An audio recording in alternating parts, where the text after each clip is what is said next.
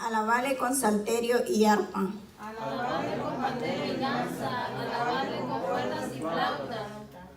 Alabale con címbalos resonantes, alabale con címbalos de júbilo.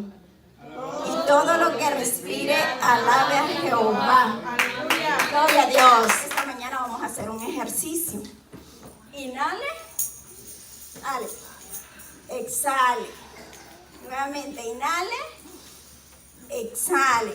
Como la palabra dice que todo lo que respire, alabe a Jehová. O sea que esta mañana, como usted y yo respiramos, vamos a alabar al Señor. Les voy a invitar a que inclinen su rostro, cierren sus ojos. Vamos a poner en manos de Dios este precioso culto para que sea Él quien tome el control esta mañana de este servicio. Amantísimo y buen Padre, sé, Señor, que no es por casualidad que tú nos has traído aquí. Sé que es por un propósito, Señor. Bendice a cada familia aquí representada, mi Dios amado. Recibe toda gloria, toda honra, todo poder y toda majestad sea dada a ti por los siglos de los siglos. Amén. Amén. Esta mañana nos vamos a gozar con las alabanzas de júbilo. Que el Señor les bendiga, hermanos. ¿Estamos listos para adorar al Rey? Él nos ha dado la victoria, hermanos. Amén. Victoria, la victoria es. Victoria, la victoria mía es. Si mantengo mi paz, Él pelea en la batalla. Victoria, la victoria mía es.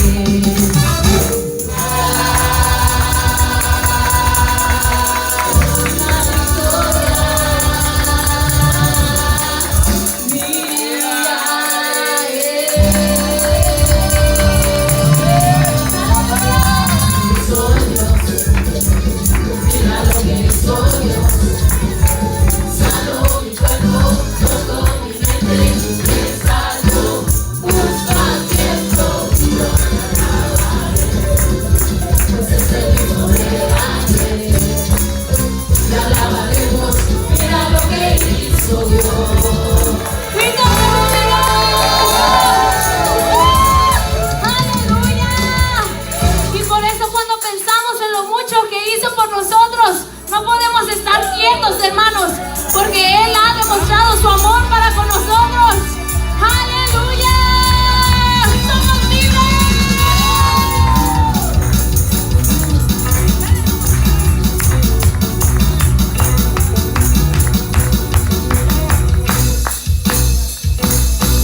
Cuando pienso en lo mucho que hizo por mí, cuando pienso en el día que me libero, quiero cantar.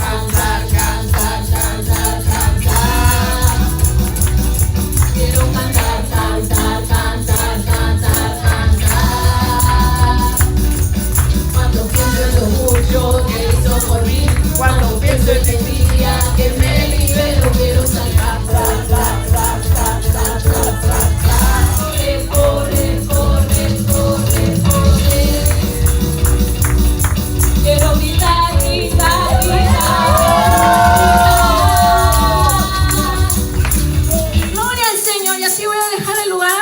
Que siga con el programa. Gloria a Dios. Dios es bueno, hermano. ¿Cuánto lo creen? Dios es bueno. Todo el tiempo Él es bueno. Hoy vamos a pasar a otro momento muy especial, el cual son los especiales. Si algún hermano trae algún especial, alguna alabanza, algún agradecimiento, algún testimonio, esta es la hora. Que el Señor les bendiga, hermanos. Amén. Quiero dar gracias a Dios porque un día como hoy el Señor me dio el privilegio de ver nacer a mi hijo Emerson. Él está cumpliendo años hoy. Okay. Ese día yo pude recibir un milagro. Y quiero decir este versículo, Salmos 92:10 dice: pero tú aumentarás mis fuerzas como las del búfalo, seré ungido con aceite fresco. Cuando estaba en el cuarto de hospital a punto de nacer mi hijo, tuve muchas complicaciones, pero me fui a un cuarto, me tenían aislada porque me pegaba taquicardia en el corazón y él estaba muriendo. Entonces yo me encerré a orar y confesé este Salmos 92 y le dije: Señor, yo solo sé decirte que mi vida está en tus manos, tú hiciste mi hijo, y lo que pase con nosotros, yo te doy gracias. Y te doy gracias, te entrego mi vida, la vida de mi hijo. Mi hija Cecia, que ya había nacido, yo le dije: solo provee de alguien que cuide bien mi hija, y aquí que se haga tu voluntad. Y luego, cuando oré así, sentí en mi corazón como a las 3 de la mañana, vino este salmo a mi mente. Por eso es interesante que leamos la Biblia, leamos la palabra del Señor, porque en el momento oportuno el Espíritu Santo nos recuerda. Y vino este salmo a confortarme, y me fui y hablé ese pasaje. Le dije: Señor, tú sabes que no tengo fuerzas, pero tu palabra dice, y es ese Salmo 92:10, que tú aumentarás mis fuerzas como las del búfalo, y que seré ungida con aceite fresco. Y esto que hoy estoy pasando será testimonio un día, que nunca me imaginé decir hoy que Dios salvó a mi hijo de la muerte. Él estaba muerto cuando nació, pero Dios le permitió volver a la vida, y gracias a Dios por ello. Conocerte, Espíritu Santo, anhelo siempre estar cerca de ti. Yo sé que he fallado, tu presencia he descuidado. Ven y limpia todo lo que hay en mí. Todavía hay lugar, hermanos, para alguien más que quiera pasar.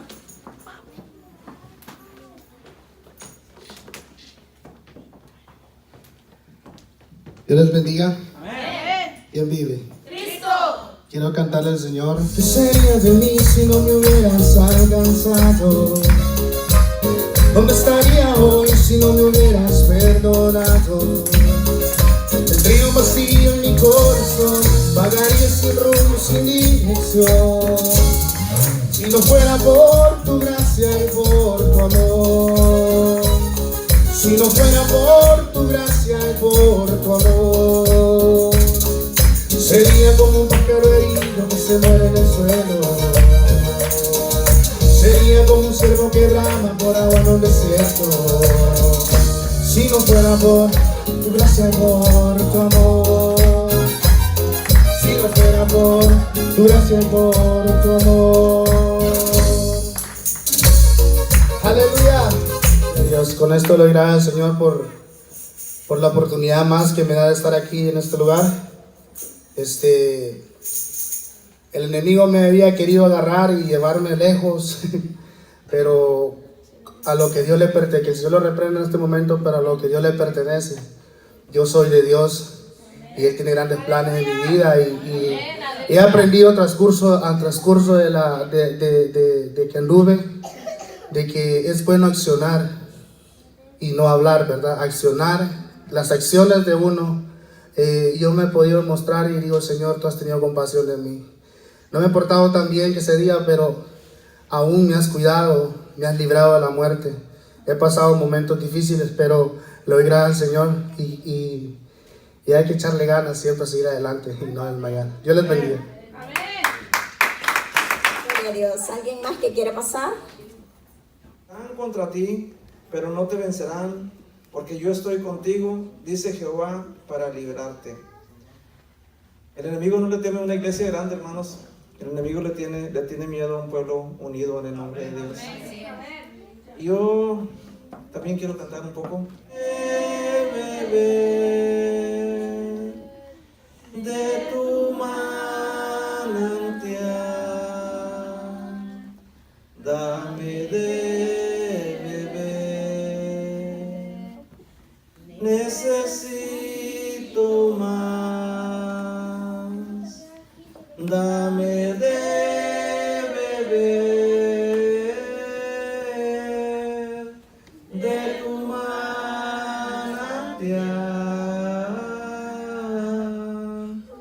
dame de beber, necesito más.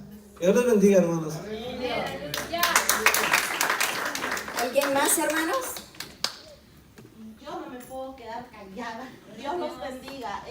Yo estoy muy feliz y agradecida con mi padre. Tengo a mi hijo conmigo. Soy muy feliz.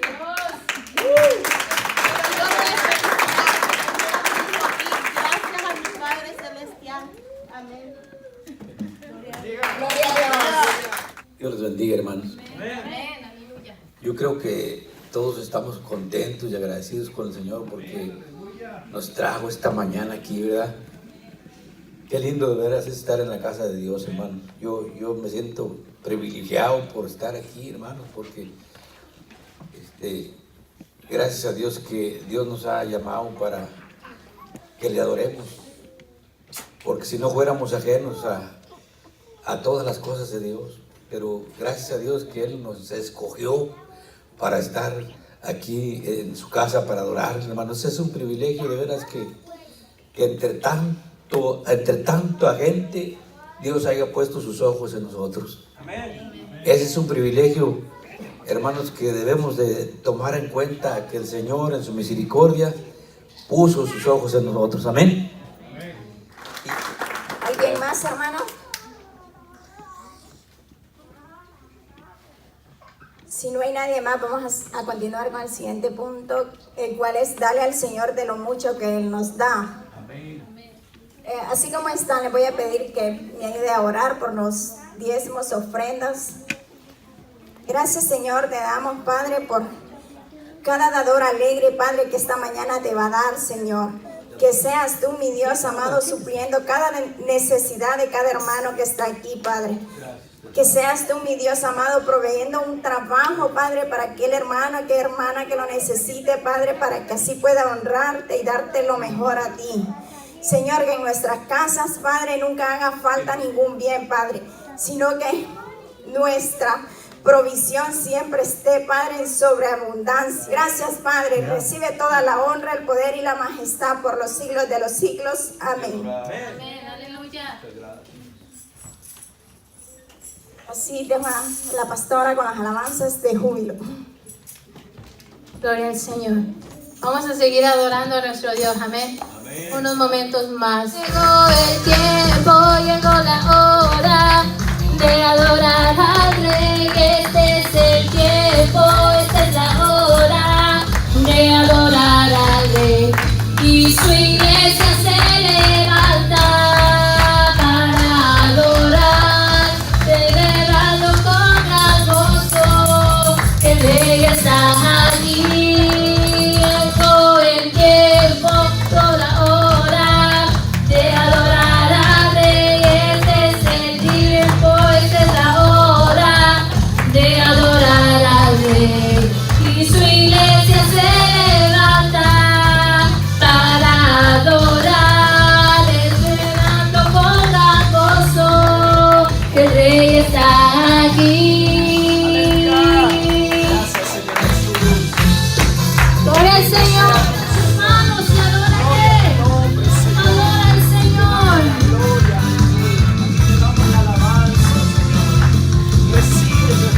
Sí, te adoramos, Señor. Te bendecimos.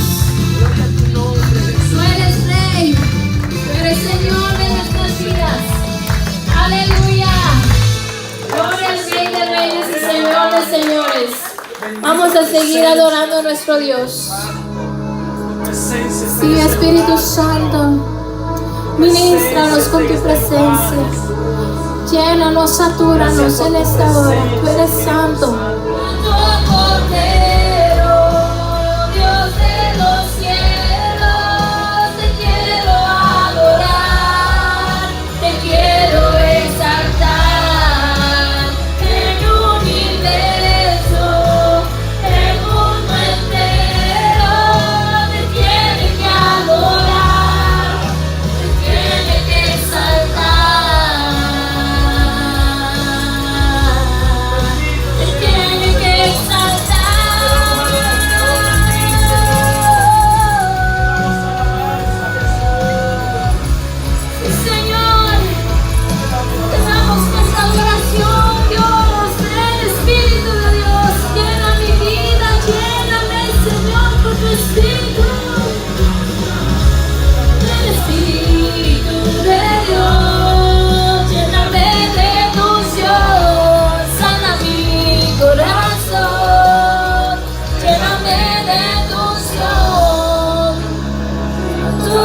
Cordero, Dios de los cielos, te quiero adorar, te quiero exaltar.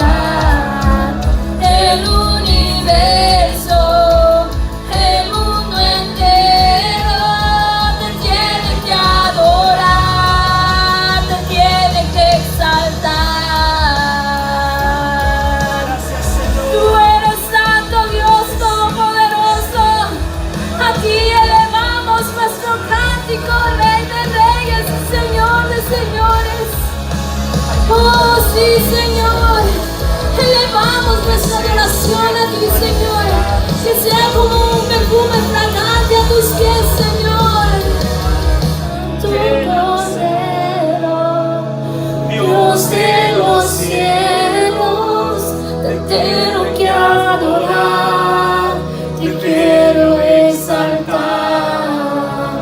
El universo, el mundo entero te tiene que adorar, te tiene que exaltar. Santo Cordero, Dios de los cielos, te quiero adorar, te quiero exaltar. El universo, el mundo entero te tiene que adorar, te tiene que exaltar.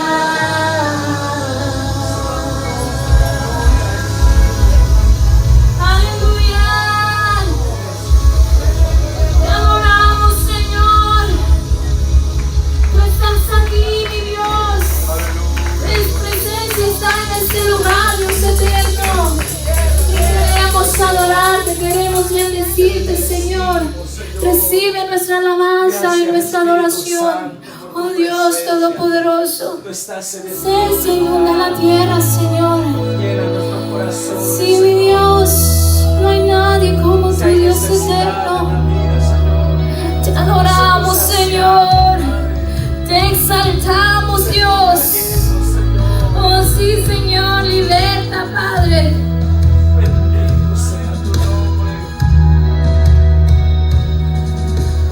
Oh, perfecto, inigualable Dios, tu amor inexplicable, tu reino inigualable.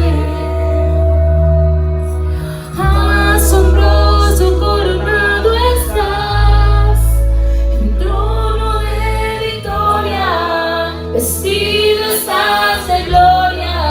Siglos de los siglos, tu reino se establecerá, digno de gloria, digno de honor, digno de toda adoración.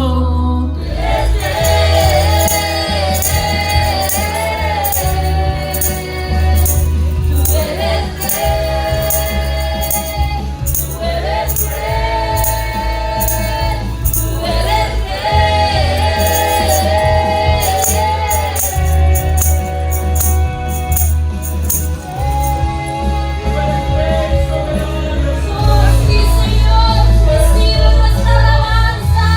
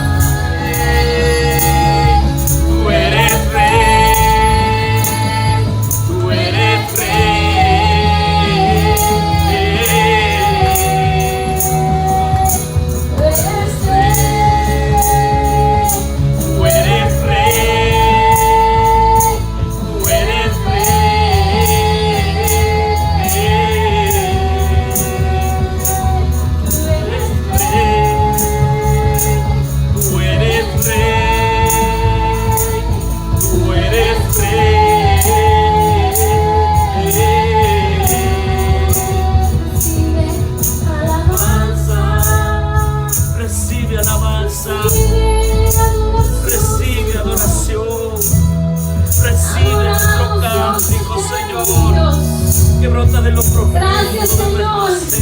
Gracias por En tu presencia. agradecimiento, Señor. Gracias, Espíritu Santo. Gracias, Espíritu Gracias porque Santo. habitas en medio de la adoración.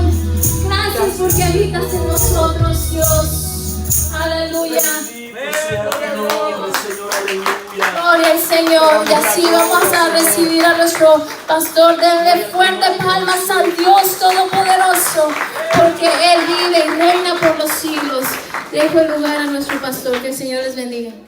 Gloria a Dios. Dele palmas al Rey de Reyes y Señor de Señores. Ocupe su lugar. Bueno, que usted dispuso en su corazón el venir a la casa de Dios este día. Dice la Biblia que este es el día que ha hecho el Señor, por tanto nos alegraremos y nos gozaremos en su presencia. ¿Cuántos se han alegrado en la presencia del Señor? Yo también, hermanos, porque en la presencia del Señor hay regocijo, en la presencia del Señor se disipa todo temor. Bendito sea su santo nombre. Antes de empezar la predicación, mire, nos honran una visita por primera vez en nuestra iglesia, y está por primera vez con nosotros Mauricio Perales. Está Mauricio, qué bueno verle, me da gusto que esté aquí con nosotros. Sea bienvenido a la casa de Dios. Si no tiene un lugar donde asistir, considere esta casa un lugar donde pueda adorar al Señor juntamente con nosotros. Y está también que por primera vez, y qué bueno, me da gusto conocerle. Estuvimos orando por el hijo de mi hermana Judith, y está, mire, tiene mi nombre, somos tucayo, Ronnie Nájera. Ronnie, qué bueno, gusto conocerte. Que Dios te bendiga, nos alegra y nos da gusto que haya llegado con bien, ya que es camino bastante peligroso, pero qué bueno que estés aquí, y considera esta tu casa donde puedas tú adorar juntamente con nosotros y con tu familia también, que son parte de esta iglesia, de esta casa. Estamos contentos, amados. Aspectos en nuestra vida que nosotros debemos de considerarla a la luz de la palabra del Señor. Necesitamos nosotros entender que somos como una barca en el océano de la vida, y una barca puede estar yendo sobre el mar, sobre el agua, quizá puede estar yendo en un rumbo equivocado, y tiene que haber alguien que pueda tener rienda del timón que tiene la barca, para que esa barca, si va por un rumbo equivocado, tiene que tener la capacidad de poder dar, dicen en términos marítimos, un golpe de timón. Y si esa barca va dirigida a un rumbo contrario, a un rumbo de destrucción, el golpe de timón que le da el capitán de dicho barco puede ocasionar que esa barca, a pesar que va rumbo a la destrucción, con un golpe de timón, como un giro, puede cambiar el rumbo de la embarcación y el rumbo de la historia, y puede llegar a puerto seguro. ¿Por qué digo esto? Porque hace tiempo leí una ilustración acerca de un barco que iba rumbo a la destrucción, y alguien tomó, que no era el capitán, y tomó la rienda de este timón, porque el capitán estaba un poco malo, y le dijo: deme permiso, y con la sagacidad de ese hombre pudo el barco, pudo la tripulación ir a puerto seguro. Mi predicación en esta hora, una verdadera conversión es una necesidad absoluta para el bienestar de nuestra alma. ¿Y qué es una conversión? A veces nosotros decimos: ¿en qué me voy a convertir? Me voy a convertir en otro yo, en otro Ronnie Javier Mendoza. No en el sentido que nosotros podamos de alguna manera entender dicha expresión. Convertirse, conversión, simple y sencillamente es moverse de un lugar a otro, convertir una cosa de un estado a otro. Conversión es cambiar de rumbo, guiar. Conversión, para los que les gustan las palabras antiguas, porque cada palabra tiene una raíz etimológica, de dónde viene el sustento de dicha palabra. Y convertir simple y sencillamente es cambiar de dirección, es girar hacia un lado contrario. Es necesario que nosotros podamos considerar que estar cerca de Dios nos conviene. Estar cerca de Dios va a traer beneficios increíbles a nuestra vida. Se lo digo por experiencia, como les decía anteriormente, me acerqué al Señor y gracias a Dios, pues me evitó de muchas cosas. No ha sido fácil el caminar con el Señor en lo personal, pero decía el hermano Octavio cuando daba su testimonio, con Dios tenemos la victoria asegurada, pero es necesario que Dios y yo le preste la mano a Dios para que Él sea guiándome en el camino que Él me va a dar para cruzar. No se trata de que en ocasiones me suelte de la mano de Dios y yo quiera llevar mi rumbo, porque si yo hago eso, tiendo a poder ir por un camino equivocado. Pero si le doy la mano a Dios, que Él me agarre, voy a llegar a puerto seguro. Mi camino va a estar seguro. La verdadera conversión es eso, un cambio de rumbo, es un cambio de dirección. Pero el cambio de dirección en muchas ocasiones se queda corto, se queda a medio camino, como bien decimos nosotros, porque no decidimos plenamente decirle: Señor, toma el timón de mi vida. No sé cuántos conducen automóvil. Creo que la mayoría aquí en Estados Unidos el automóvil no es un lujo, es una necesidad. Para todos lados tenemos que andar carro, ¿verdad? Y sabemos que el carro tiene el volante que decimos. Y de repente, no sé si a usted le ha pasado, pero va conduciendo su automóvil y de repente se le cae un objeto dentro del automóvil, y si usted va manejando y tiende a soltar el volante, el manubrio, decimos nosotros, ¿verdad? El volante, y por un momento deja ese carro a una velocidad no exagerada, pero una mínima velocidad, ese automóvil por un instante, ese automóvil va a agarrar por donde él quiere y usted no va a tener la capacidad de controlarlo. De la misma manera, hermanos y amigos que me están escuchando en esta mañana, de la misma manera, cuando nosotros nos soltamos un poquito de la mano y de la guianza de Dios, va a haber fracaso, va a haber distracción, va a haber un motivo que nosotros podamos ir a rumbo equivocado, convertirse. ¿Por qué digo esto? Porque cuando leo la palabra del Señor me sorprende la inquietud de muchos hombres y mujeres de Dios. En el Nuevo Testamento narra la vida de Jesús. Los 4 evangelios que comúnmente nosotros le llamamos Mateo, Marcos, Lucas y Juan narran la vida de Jesús, su ministerio, su vida, todo lo que concierne a Jesús. Narra también cuando reclutó a 12 discípulos, cuando reclutó al personal, permítame la expresión, que iba a ser las personas que Él iba a usar para que este evangelio pudiese llegar hasta el día de hoy aún a nuestra vida. Y es algo extraordinario. Pero estos hombres y estas mujeres que Dios usó en tiempos pasados, y hombres y mujeres que sigue Dios usando en tiempos presentes como su servidor, tenemos muchas inquietudes por razones obvias, porque pues nos da por pensar, ¿no? Nos da por analizar las cosas. Todos los hombres y las mujeres que Dios ha usado, está usando y seguirá usando, quiero decirle de antemano que eran hombres y mujeres como usted y como yo. Nada de especial tenían. La Biblia dice que Pedro era un pescador. Todos estos discípulos no tenían grados académicos, no tenían facilidad de expresión, no tenían esa soltura de palabra. Eran hombres comunes y corrientes, con la única premura es que rindieron su vida plenamente al Maestro, y una vez convirtiendo su vida plenamente a Dios, la vida de ellos empezó a ser de una vida ordinaria a una vida extraordinaria, como puede acontecer con usted y puede acontecer conmigo. Pero es necesario que nosotros entendamos los beneficios que podemos nosotros adquirir el estar cerca del Maestro. Quiero que se ubique en Mateo capítulo 18. Voy a considerar nada más un texto de la palabra del Señor, porque me impresiona esta palabra, este mensaje que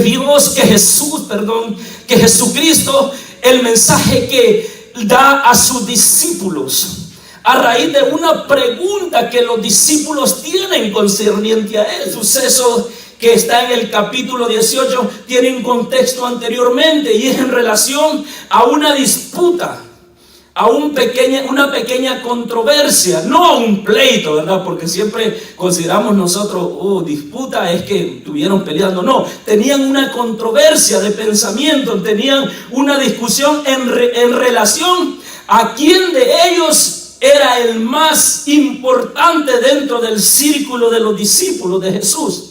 Y ese pensamiento y esa respuesta Jesús la hace de manera sencilla. Como todas las enseñanzas del Maestro Jesús, tan sencilla.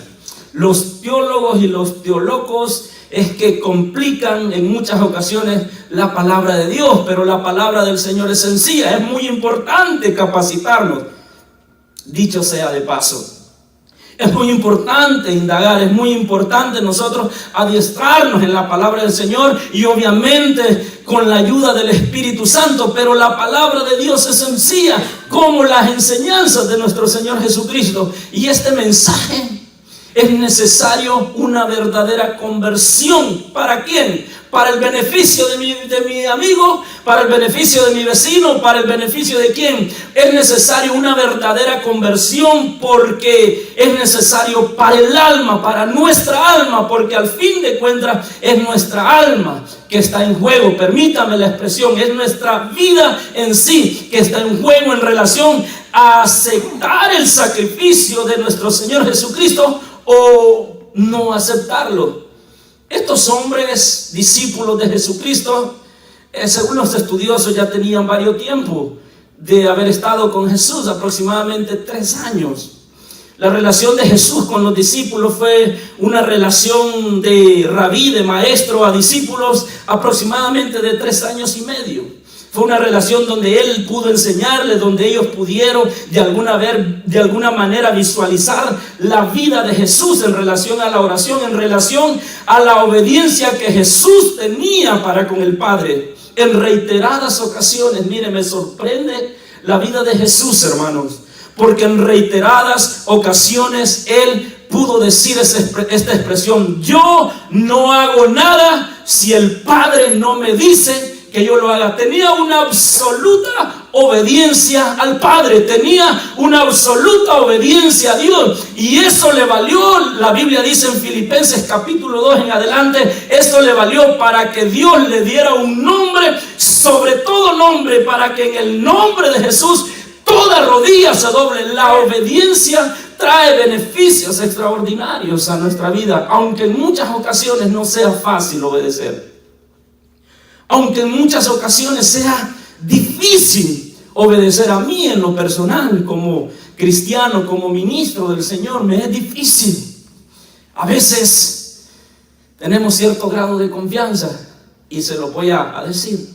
A veces no quisiera venir al culto porque estoy rendido de mi trabajo, estoy cansado, estoy agotado, estoy fatigado, pero el Señor dice: cualquiera que quiera venir en pos de mí, tome su cruz, niéguese a sí mismo y sígame cada día. Y en obediencia a ese mandato que el Señor Jesucristo ha hecho para mí, me niego a mí mismo, aún a mi cansancio, y digo: Señor, dame fuerza. Y ya cuando llego aquí empiezo a descansar en la presencia del Señor. Obedecer nunca va a ser fácil, pero va a traer resultados extraordinarios para nuestra vida. Los apóstoles tenían un conflicto de pensamiento.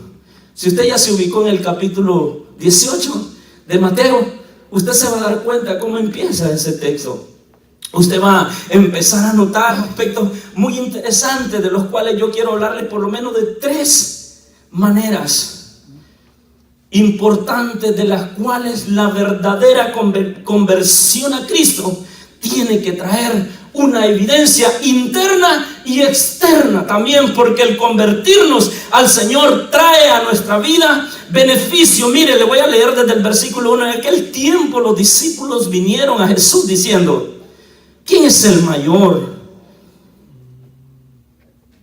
en el reino de los cielos? Es una pregunta que le hacen los discípulos. Quiero pensar que era Pedro, que fue Pedro que hizo esta pregunta, porque Pedro siempre hablaba, era el primero, el que comandaba el grupo, y era el que lo ponían de carnada ahí para que hablara, y a veces él se adelantaba sin que nadie le diera la voz, y él se adelantaba, y por eso cometía muchos errores Pedro. Quiero pensar yo, no dice la Biblia, que estoy pensando, estoy usando la imaginación, porque son los discípulos a fin de cuentas. Y si usted se va más arriba o en el versículo 17, usted se va a dar cuenta de que es un preludio a la transfiguración que nuestro Señor Jesucristo había hecho. Y la Biblia ahí sí especifica que fueron 3 que pudieron observar ese suceso. Ese era el contexto, que los discípulos, me imagino que venían caminando y venían preguntando, oye, ¿y a Jesús quién es el que va a dejar después que él se vaya? Porque él ya les había anunciado que iba a ser entregado. Y ellos venían pensando, ok, ¿quién es el que va a quedar? ¿A quién Jesús va a constituir como el principal para que comande los demás discípulos? Quiero pensar que pensaban esto los discípulos, y llamando a Jesús, ¿quién es el mayor en el reino de los cielos?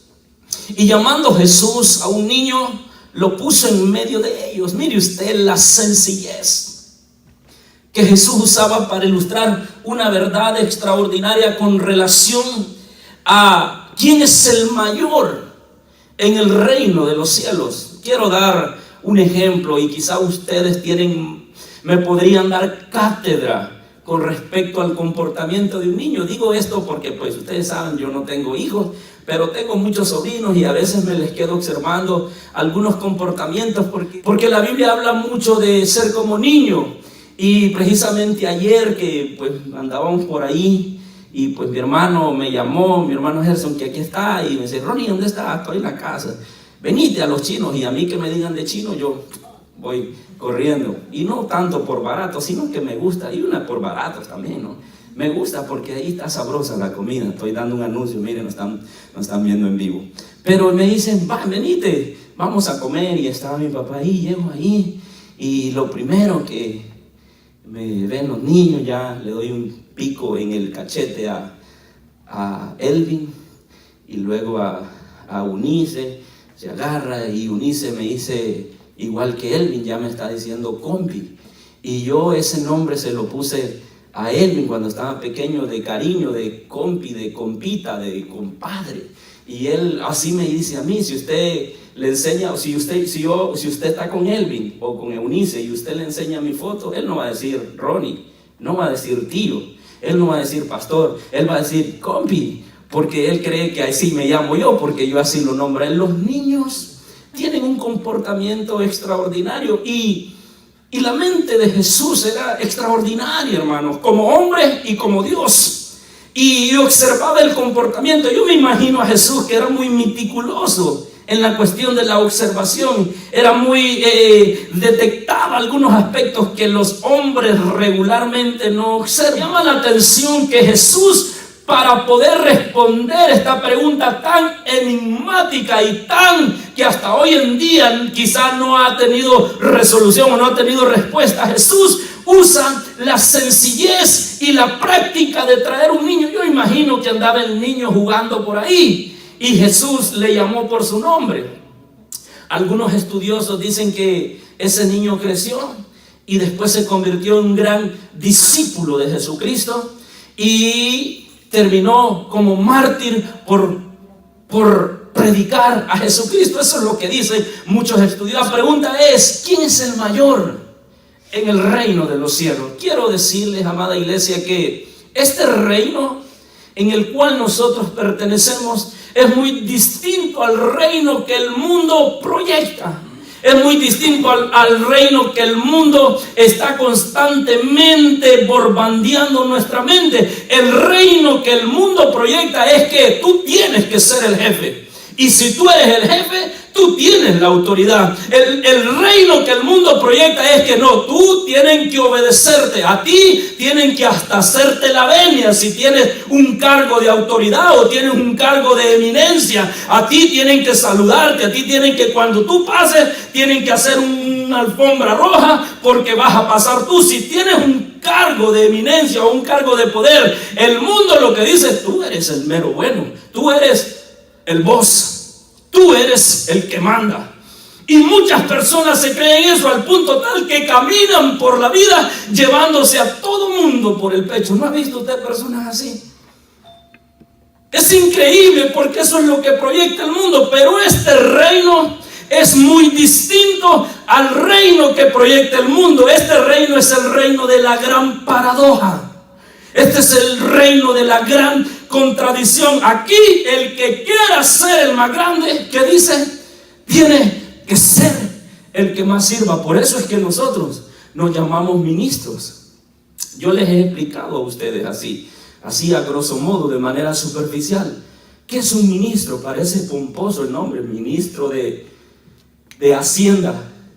Si lo llevamos en términos seculares, ministro de seguridad, ministro de tal, ministro de Hacienda, y ministro aquí y ministro allá. Pero simple y sencillamente, la palabra ministro simple y sencillamente significa servidor. Es alguien que sirve. Por eso es que a nosotros nos dicen ministro del evangelio, porque servimos, porque predicamos el evangelio, aunque para muchos el portar un saco y una corbata los eleva a la máxima potencia, pero simple y sencillamente esto es solo fachada, porque al fin de cuentas somos servidores de Jesucristo, convertidos para servir. Si yo amo a Dios, consecuencia lógica, tengo que servir a mi prójimo. Ningún ministro que se diga ministro diga, no, yo amo a Dios, pero yo no quiero servirle a nadie. Es imposible, no funciona de esa manera. Ese es el conflicto que los discípulos tenían, hermanos. Ese es el grado de problema en la mente que los discípulos tenían. ¿Por qué? Porque andar cerca de un maestro produce cierto estatus, ¿no? El andarse, imagínese usted cómo se sienten los que andan cerca del presidente. Si sienten, no, y las pláticas de ellos, no, es que cuando fui con Donald Trump fuimos a cenar y esto y lo otro, se sienten pomposos, se sienten con que son hombres de cuello, pero eso es lo que el mundo proyecta. Los discípulos andaban cerca de Jesús, miraban los acontecimientos extraordinarios que Jesús hacía, levantaba, le quitaba los demonios a la gente, resucitaba muertos y hacía cuántas cosas. Los discípulos, me imagino que wow, aquí está el maestro, aunque ya después que crucificaron a Jesús, mire, como decimos nosotros los hondureños, patitas, ¿para qué te quiero? Pero antes estaban y se sentían ellos contentos, alegres que andaban cerca de Jesús. Estoy hablando de quién es el mayor en relación a la pregunta que los discípulos hicieron a Jesús. ¿Quién es el mayor? ¿Quién es el mayor? Y Jesús hubiese sacado todo su arsenal de conocimiento con relación a esta pregunta, pero Jesús decide hacer la enseñanza amena, más práctica, para que los discípulos puedan entender, y manda a traer a un niño. Y aquí es donde empieza mi mensaje. Un niño, lo primero que tiene sencillez y humildad. O usted ha visto un niño arrogante que se crea el mejor de todo. Bueno, hoy en día cualquier cosa puede pasar, ¿verdad? Pero en el tiempo de Jesús, usted llamaba a un niño y el niño venía rápido. Porque en la vida de un niño hay humildad, en la vida de un niño hay dependencia. Por eso es que es algo extraordinario, padres y madres de familia que están aquí hoy en día, en esta mañana, tarde ya.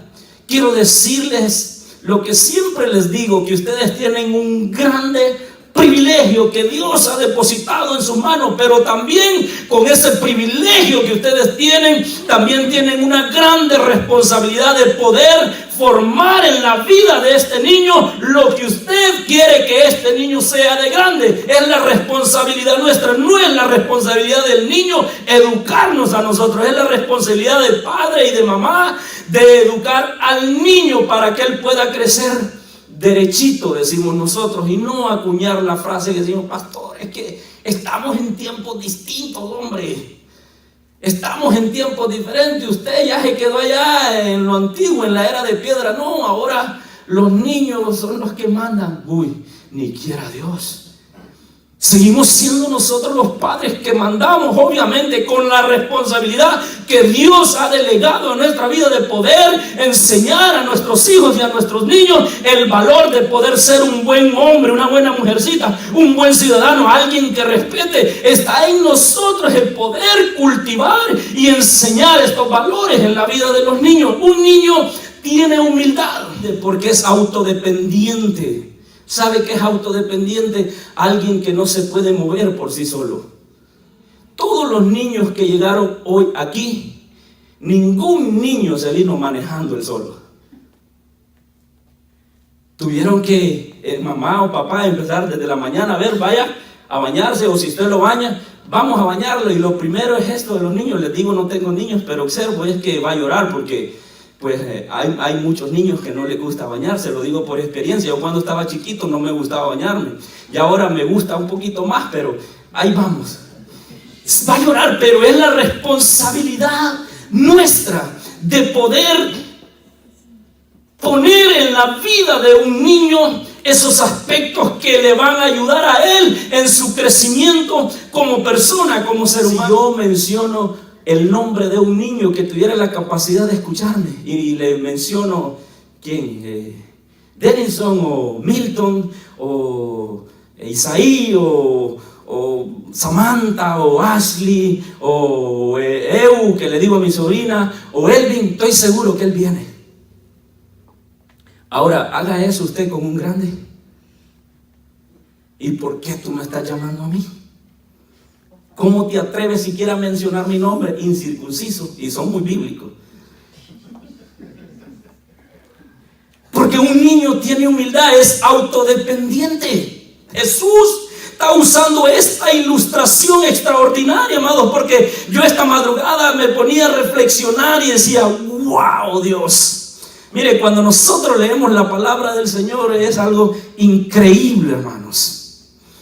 Qué increíble enseñanza, que en varias ocasiones yo la había leído, pero no había habido un rema en mi vida como lo hubo en esta mañana, yo leyendo esta escritura que Dios estaba poniendo en mi corazón para compartirles a ustedes en este día, amados hermanos. El niño tiene la capacidad de ser enseñable también. No un adulto de usted, ¿qué me va a enseñar a mí? Tengo 50 años en el evangelio, ¿qué me va a enseñar usted que viene empezando? Pastorcito, me han dicho en varias ocasiones, pero no importa. ¿Qué me va a enseñar usted a mí? Y yo me sé la Biblia al derecho y al revés. Y es que ese es el problema, que se la sabe al derecho y al revés, porque la Biblia solo se sabe al derecho, pero cuando se la sabe al revés y al derecho hay conflicto ahí. Y en muchas ocasiones no hay sencillez. Jesús les está hablando a los discípulos y trae un niño. El primer mensaje que Jesús está queriendo que capten estos discípulos ya grandotes pescadores es que tienen que tener la docilez, la flexibilidad de un niño, que a un niño usted le llama y un niño viene. Y si no viene es porque de repente no está ejerciendo su labor como debería estarla ejerciendo. Pero ese es otro mensaje. Un niño tiene la capacidad, un paidía, los que les gustan las palabras bíblicas en el griego, alguien, un niño que usted lo lleva para donde usted quiera. Imagínense usted que un niño se levantara en la mañana haciendo comportamientos que no son de un niño y le dijera, papá o mamá, no te levantes, tranquilos que yo voy a trabajar hoy. Ustedes se quedan aquí durmiendo o se me van para la escuela. Yo voy a trabajar. Imagine un niño con esas cosas. Usted que me empieza a pegarse en la cabeza. Usted, ¿qué me está pasando? Mi hijo está hablando de esa manera. Porque no es común. No es común que un niño se comporte de esa manera, porque nos comportamos de esa manera nosotros los grandes cuando entendemos que tenemos responsabilidades que cumplir. Hay que salir a trabajar porque hay que traer el sustento de la familia para poder traer sustento a esos niños que no dependen de ellos solos, dependen de mí, porque Dios nos ha dado el privilegio de poder ponernos a nuestras manos para que nosotros empecemos a formarles a Él. Esta fue la respuesta de Cristo que le habían estado preguntando de manera un poco así, un poco rara. Sí leímos la pregunta que le hicieron, ¿verdad? ¿Quién es el mayor en el reino de los cielos. Y llamando Jesús a un niño, le puso en medio de ellos. Trajo al niño y le puso en medio de ellos. Debemos de entender el mensaje claro y específico que Jesús nos está dando en esta mañana, en esta tarde ya. Y les dijo: de cierto os digo que si no volvéis y os hacéis como niños, no entraréis en el reino de los cielos. Está raro esto, ¿verdad? Porque ¿cómo vamos nosotros a volver a decrecer? Podría ser la palabra correcta, a decrecer, porque crecemos, a decrecer. ¿Cómo nosotros podríamos hacer esto? Y esta plática la tuvo como intérprete de la ley Jesús anteriormente en el capítulo 3 del libro de San Juan, acerca del nuevo nacimiento, que va relacionado al convertirse, el nuevo nacimiento, volver a ser una nueva persona. Pero no es que vamos a tener que volvernos a meter en el vientre de nuestra madre para poder nacer, no en el sentido, sino en el sentido espiritual, que es el que Jesús quiere que nosotros podamos entender. La necesidad de conversión, si los volvéis como niños. Un niño no tiene malicia, hermanos. Un niño no tiene malicia natural en él. Va él creciendo y va adoptando algunos comportamientos, pero un niño en su naturaleza en sí no es malicioso. Si alguien le inspira confianza y ese alguien le llama, el niño va a ir. El niño va a acudir a la voz de ese alguien que le llama. La necesidad de conversión es una necesidad eminente en nuestro corazón, y convertirnos como niños. ¿Y qué es ser un niño? No es que nosotros vamos a andar con pañales ni con una tetera aquí y pidiéndole pepe a nuestra mamá o a nuestro papá, sino en el sentido espiritual de ser como un niño, en nuestro sentido de ser unas personas pacíficas. ¿Ha visto un niño que de un momento a otro, conflictos de los niños? Ustedes tienen más experiencia. Usted ha visto a un niño que de un momento a otro, de repente su amiguito tiene un juguetito, un juguete o un peluche o algo, y mira al papá y le dice: yo quiero ese. Y el papá le dice: no, es que ese es de él. No, pero yo lo quiero. Y siempre hacen trek, hacen intercambio. Y le dice el otro niño: préstaselo. Y el niño se lo presta. El problema del otro niño es que ya no lo quiere regresar después. No, es mío. No, solo te lo prestó. ¿Y cómo le explicamos eso al niño? Y eso tiende a hacerse un conflicto entre niños. Y ya cuando el papá se tiene que ir o moverse del lugar, agarra el peluche o el juguete y se lo da al niño, y el niño anda por allá, y después se descuida su papá y el niño va a correr y le agarra el juguete, y de repente los niños están peleando. De repente los niños se discuten. De repente los niños entran en un conflicto. Pero ¿ha visto usted un niño guardar rencor por 10 años? ¿Ha visto usted un niño? Decimos nosotros los hondureños, quizá en otra cultura esta expresión sea un poco rara, ¿verdad? Porque es algo un poco incoherente, pero al fin de cuentas tenemos modismos, y los modismos existen en todos los países. Mi esposa es de México y yo le hablo a ella y le digo: mija, quiero esto, y me dice: ¿qué? Y tengo que hablarle en el español correcto, porque hay una expresión correcta, ¿verdad? Por ejemplo, mi esposa una vez le llamó a mi sobrino ahí en Nuevo León: venga, huerquito, para acá. Y pues mi sobrino se quedó así como un poco raro. Y yo le: no, venga, le está diciendo cipotío. Nosotros decimos así: guirrito, le está diciendo venga. Oh, pero me dijo otra expresión, tío. Sí, es que en el país de ella a los niños como usted le dicen huercos, huerquitos. Y la palabra correcta no es ni cipote, ni cipotío, ni guirro, ni huerco, ni huerquito, es niño. ¿Quiere usted que le entiendan en todos los países, en todos lados?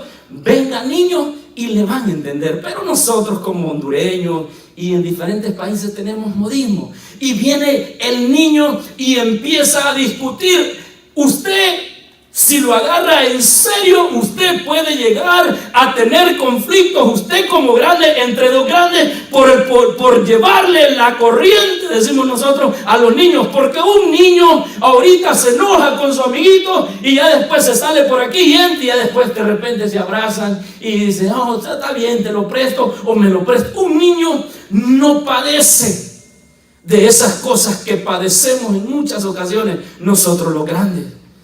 Nosotros los grandes empiezan a vernos un poco diferente y andamos buscando pleito.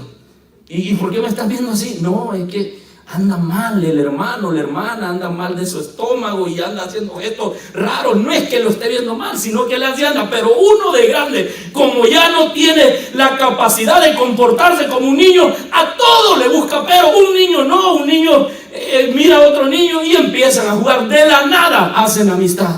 Nosotros los grandes somos más complicados. Jesús, el mensaje que quiere traer Jesús a sus discípulos es que debemos de ser como niños, no en el comportamiento porque ya estamos grandes, sino en el sentido interno de ser un niño, de ser moldeable, de ser autodependiente, de ser humilde, de ser sumiso, de ser obediente. En el sentido ese es que Jesús trae al niño y le dice, sí, para poder entrar al reino de los cielos tienes que ser como este niño. Y para poder ser como el niño, lo primero que tenemos que hacer nosotros como hijos de Dios es tener una absoluta dependencia de nuestro Padre Celestial. Papás, sus hijos tienen una absoluta dependencia de ustedes.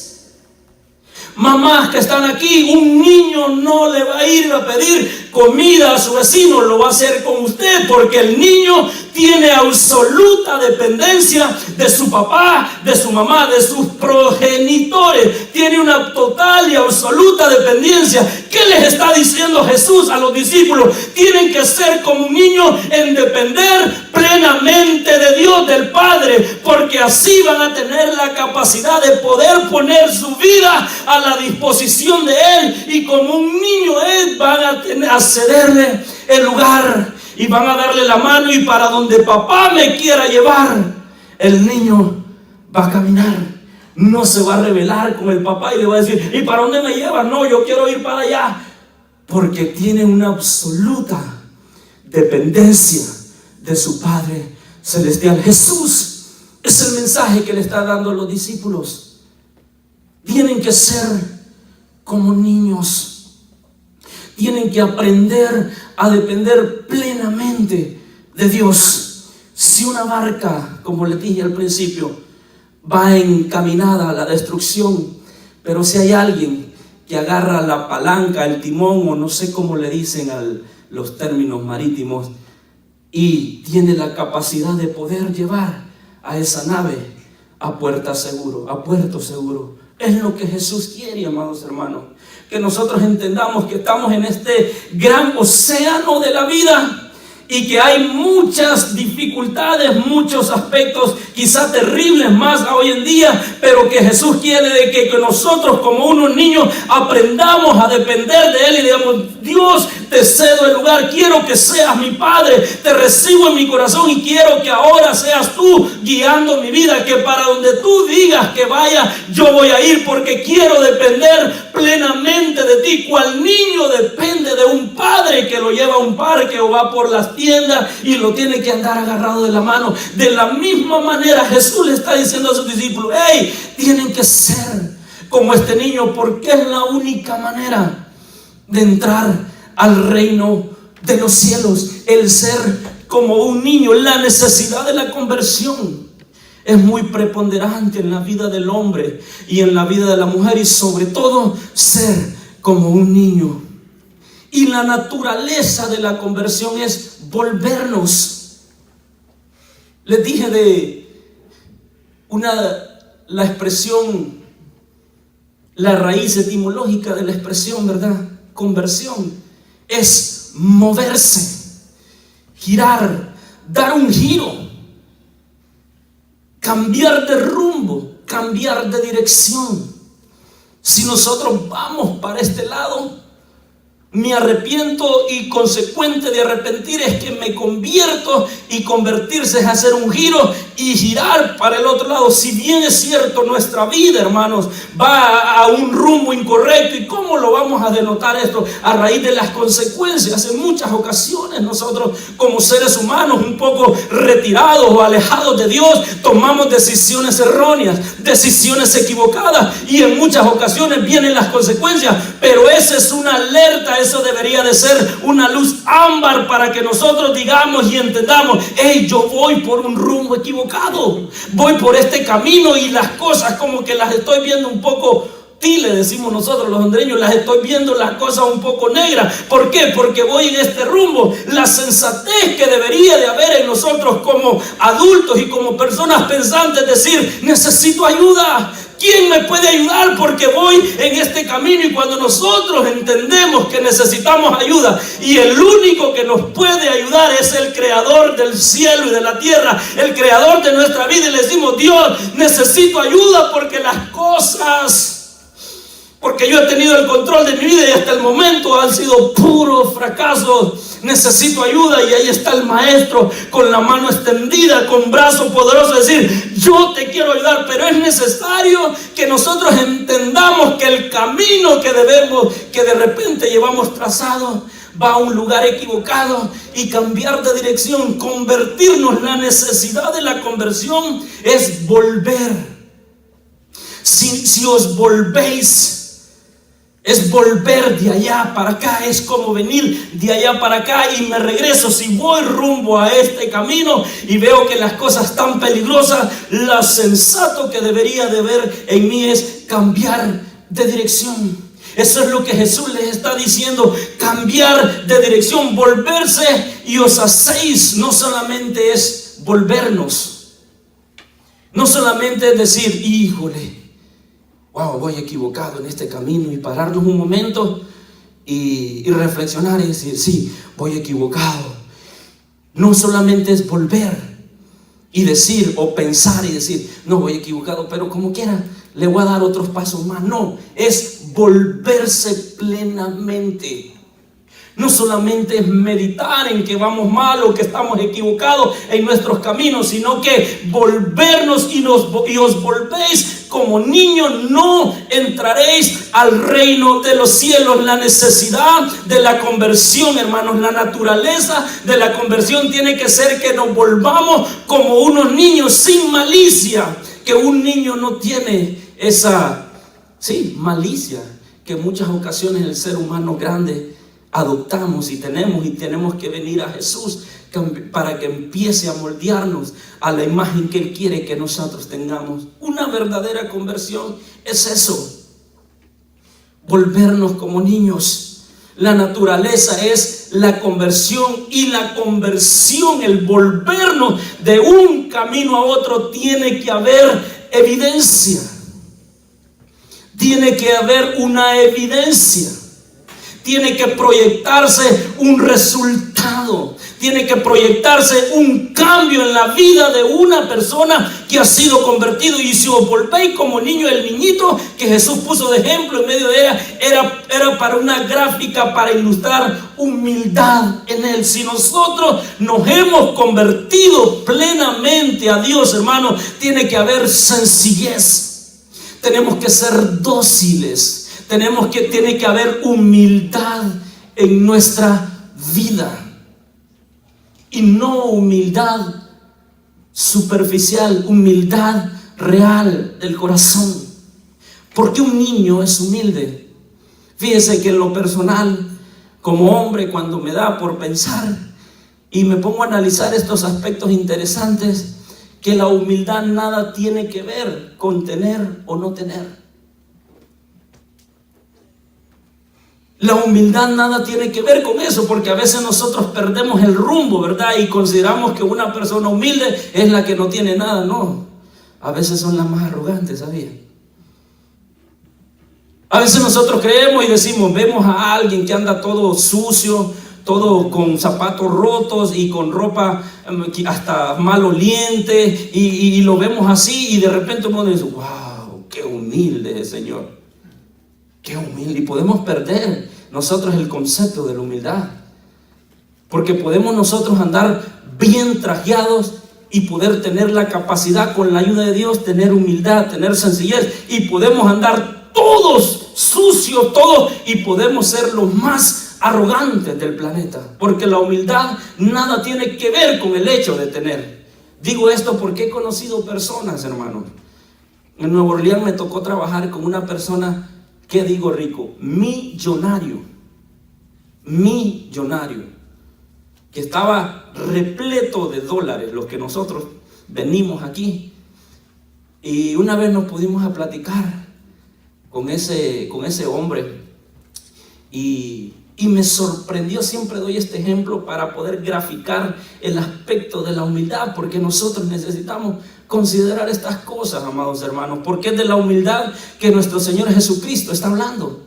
Y platicaba con este hombre y me dice: mira, a mí la verdad, mi papá me heredó una parte de lo que yo tengo, pero de ahí puro trabajo y todo, y gracias a Dios, decía él, estuvimos platicando ahí. Imagínense alguien que tenga mucho dinero. Nosotros que no tenemos mucho decimos: wow, ese hombre no le ha de hablar a nadie, ese hombre ha de caminar solo con los de él, con los de la jerarquía. Pero a veces nos llevamos unos chascos nosotros, hermano. Digo, humanamente hablando, porque cuando nos ponemos a conversar con esta gente, decimos, se ponen a platicar como que no tuvieran nada y lo tienen todo. Y platicábamos con ese hombre: no, una parte nos lo heredó nuestro papá y lo demás nosotros lo hemos construido. Y pues yo, gracias a Dios, tengo asegurada a mi familia, a mis hijos. Si mis hijos no quisieran trabajar ellos tienen para vivir toda su vida hasta que Dios, los años que Dios le permita. Y si ellos no trabajarían nunca, podrían vivir con la fortuna que usted tiene 100 años sin nunca trabajar. 2 vidas de ellos con lo que nosotros tenemos, porque en realidad había mucho dinero ahí. Le digo porque nosotros trabajamos con él y nos sorprendíamos de las cosas que llevaban ahí, pero él andaba cambiado casi igual que nosotros que andábamos trabajando ahí. Y era el jefe, era el mero, como dicen en el aspecto secular. La humildad tiene que ver con una actitud del corazón, hermanos. La humildad que Jesús le está enseñando de los que tienen que ser parte de este reino es una actitud del corazón, que independientemente tengamos lo que tengamos o independientemente no tengamos, tiene que haber una actitud de humildad en el corazón, una actitud humilde. Los niños por naturaleza son humildes, son sencillos. Un niño, usted le pide algo y vuelvo y reitero, siempre hay sus excepciones, ¿verdad? Porque hay pues algunos niños que son un poco gustosos, ¿verdad? Tienen estirpe de gente rica, ¿verdad? Pero los niños comunes, usted le da una cosa: está bien, no te puedo comprar esto, papá, pero te doy esto. Y el niño pues se alegra, un poco a regañadientes, pero al fin y al cabo se le olvida y ya empieza a jugar con el objeto que usted le da.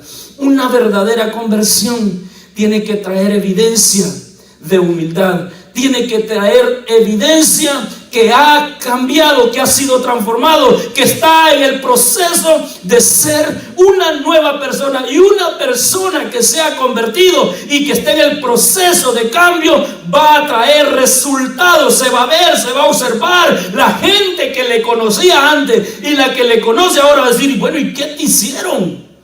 ¿No le ha pasado a usted estar con personas que usted los conoce antes de haberse aceptado a Cristo?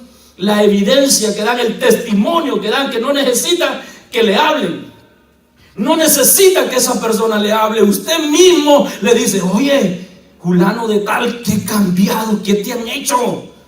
¿Para dónde te fuiste? ¿Dónde te has metido? Y usted hasta se sorprende porque no sé, si es que hasta para hablar hablas diferente. ¿Qué te hicieron? ¿Dónde te están lavando el coco? Llévame. Porque una verdadera conversión trae evidencia. Hace tiempo le preguntaron a un varón: ¿cómo das testimonio tú que te has convertido a Cristo? Sencillo, dice. Yo antes, para limpiar mi terreno de todas las piedras y todo, me era fácil. limpiar mi terreno y tirar las piedras a mi vecino y que él las limpiara por mí, porque yo quería mantener limpio mi territorio, mi terreno. ¿Cómo das testimonio tú que has sido verdaderamente convertido? Oh, en eso tan sencillo, que ahora no se las tiro a mi vecino.